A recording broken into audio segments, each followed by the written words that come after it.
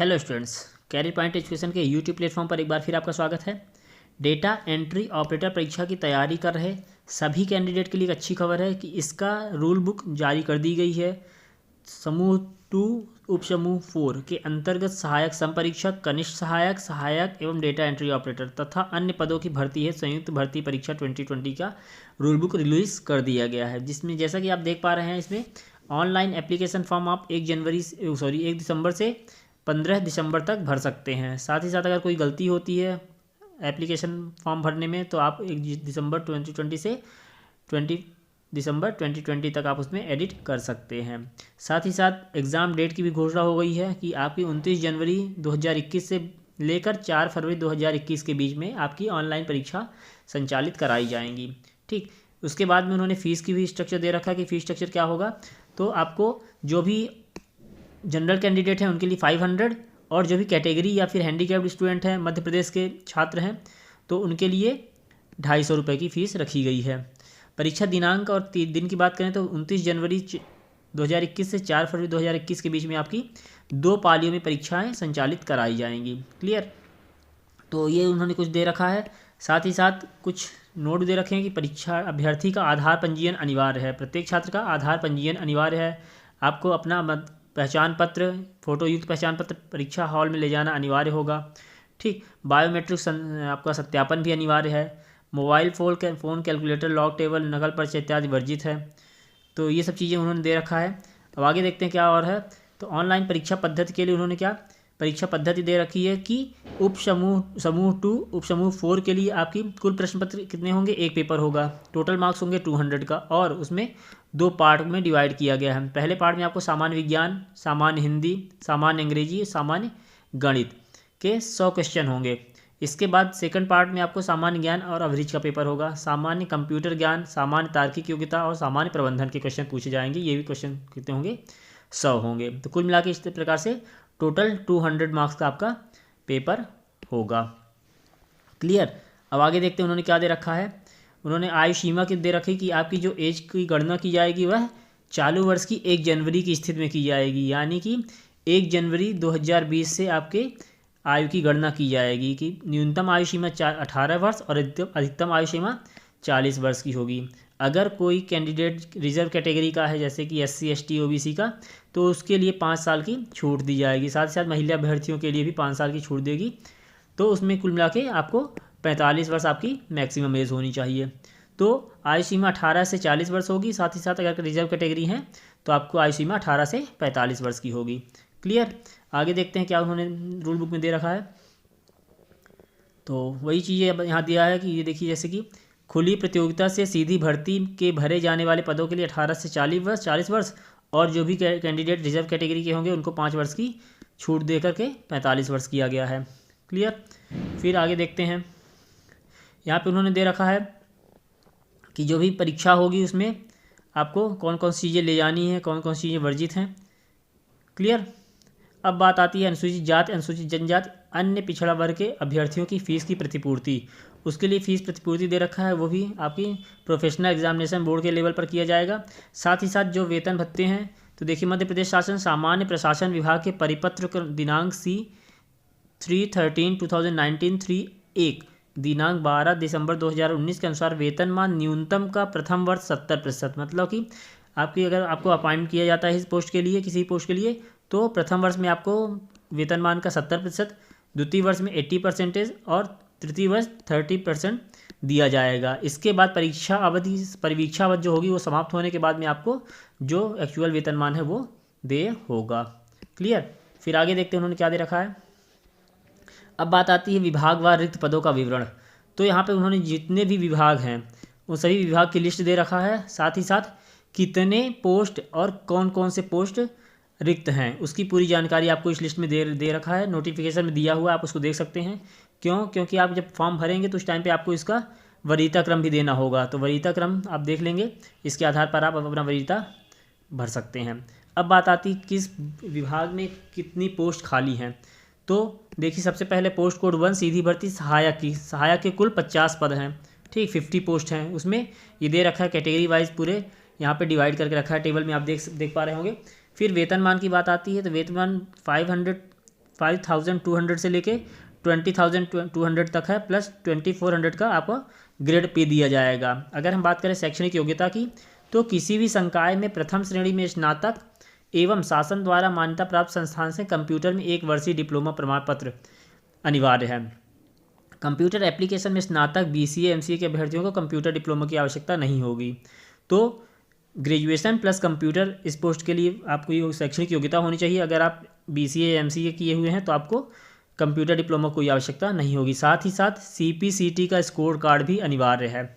ठीक, फिर बात करते हैं अगले पोस्ट कोड 2 की। तो इसमें कनिष्ठ सहायक के कुल 100 पद शो कर रहा है।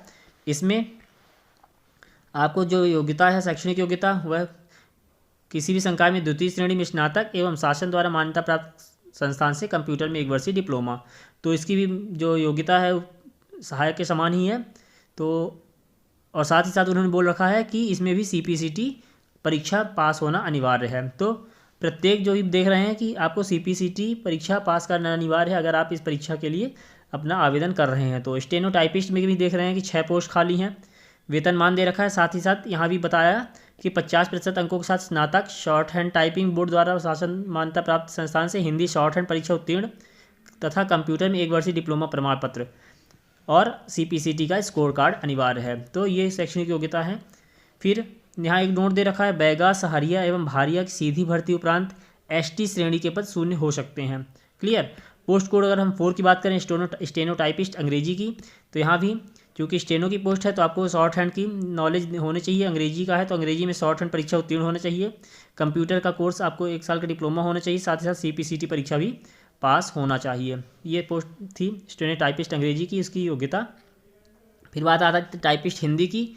तो यहाँ भी कुल 3 पद हैं। उसकी वेतनमान दे रखा है। साथ ही साथ हिंदी टाइपिंग परीक्षा उत्तीर्ण होना चाहिए। ठीक, संकाय में 50% अंकों के साथ स्नातक होना चाहिए, कंप्यूटर का डिप्लोमा होना चाहिए और साथ ही साथ CPCT परीक्षा भी उत्तीर्ण होना चाहिए। तो ये सभी पोस्ट दे रखी हैं। ठीक, अब इसके बाद आती है सीधी भर्ती परीक्षा सहायक संपरीक्षा तृतीय श्रेणी लिपिक वर्गीय क्षेत्र कर्मचारी की। तो इसके टोटल 28 पोस्ट हैं और कला विज्ञान वाणिज्य में स्नातक उत्तीर्ण होना चाहिए। क्लियर। यहाँ पर CPCT का उल्लेख नहीं किया गया है। और संविदा कर्मियों के लिए सहायक संपरीक्षा है। सहायक संपरीक्षक के लिए में देख रहे हैं कि संविदा कर्मियों के लिए 20% पद भी आरक्षित किए गए हैं, यानी कि 7 पोस्ट का 20% आपको आरक्षण दिया गया संविदा कर्मियों के लिए। और वेतनमान 25,300 रुपये फिक्स किया गया 7 पे लेवल 6 के आधार पर। क्लियर। अगर योग्यता की बात करें तो यहाँ वाणिज्य विज्ञान या कला से स्नातक उत्तीर्ण होना चाहिए। फिर बात आती है डेटा एंट्री ऑपरेटर की। डेटा एंट्री ऑपरेटर के टोटल 33 पोस्ट हैं।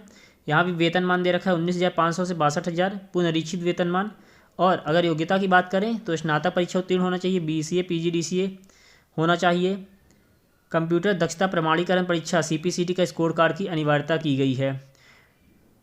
सीधी भर्ती डेटा एंट्री ऑपरेटर कुल 8 पद संविदा कर्मचारी के लिए यहाँ भी 20% आरक्षण दिया गया है। टोटल पद हैं 8 और इसकी भी योग्यता सेम है। स्नातक परीक्षा उत्तीर्ण होना चाहिए, BCA PGDCA की उपाधि होनी चाहिए। साथ ही साथ कंप्यूटर दक्षता प्रमाणीकरण CPCT के स्कोर कार्ड की अनिवार्यता की गई है। क्लियर।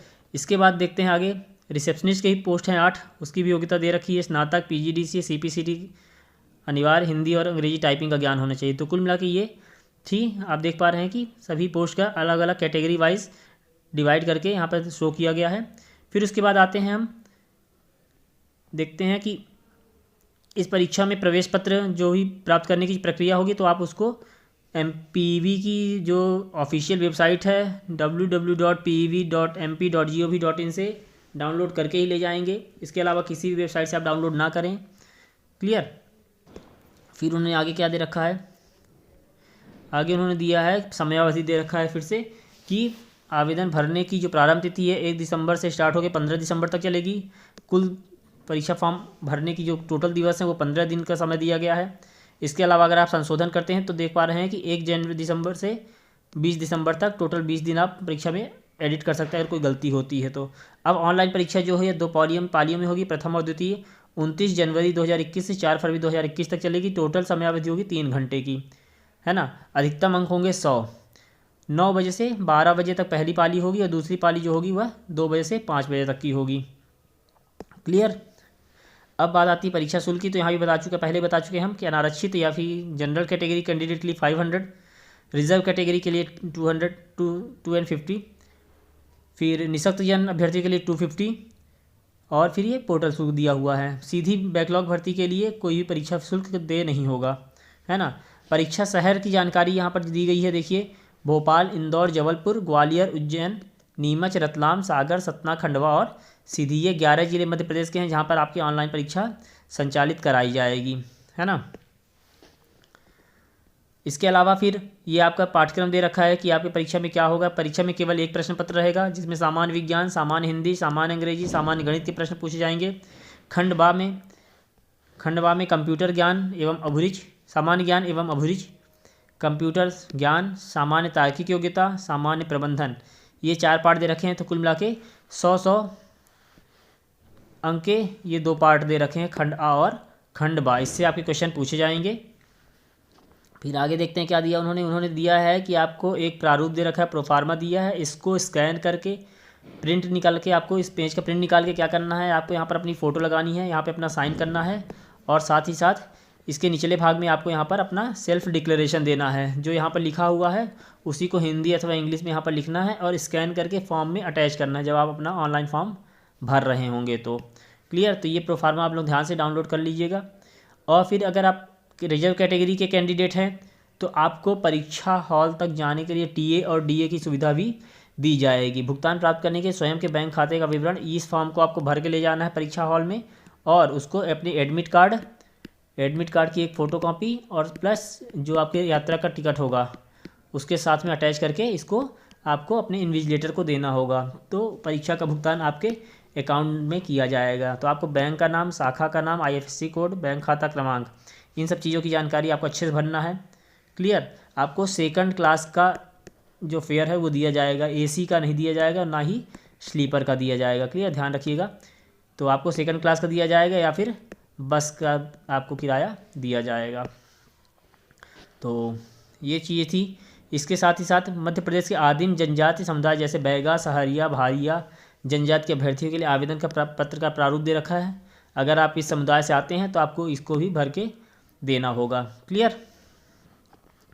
तो ये थी समूह 2 उपसमूह 4 के अंतर्गत जो परीक्षा होने वाली है डेटा एंट्री ऑपरेटर की, उसकी जानकारी, उसका नोटिफिकेशन जारी हो गया है। तो अच्छे से तैयारी कीजिए, जल्दी परीक्षा संचालित होने वाली है। तो हमारे चैनल में इस परीक्षा संबंधित मटेरियल है। चैप्टर को जो भी टॉपिक आ रहे हैं परीक्षा में, चाहे वो सामान्य ज्ञान की हो, सामान्य विज्ञान की हो, कंप्यूटर की हो, ठीक है, ज्योग्राफी की हो, साइंस की हो, उससे संबंधित क्लासेस हमारे इसमें वीडियो ऑलरेडी अपलोड किए जा चुके हैं। आप उसको देखिए, उससे लाभान्वित होइए। तो चलिए मिलते हैं एक नई क्लास के साथ में, एक नए चैप्टर के साथ में। तब तक चैनल के साथ बने रहिए, वीडियोस को शेयर कीजिए, चैनल को सब्सक्राइब कीजिए, वीडियोस को लाइक कीजिए, बेल आइकन प्रेस कीजिए ताकि आगे आने वाली वीडियोस की अपडेट आपको मिलती रहे। Okay, thank you.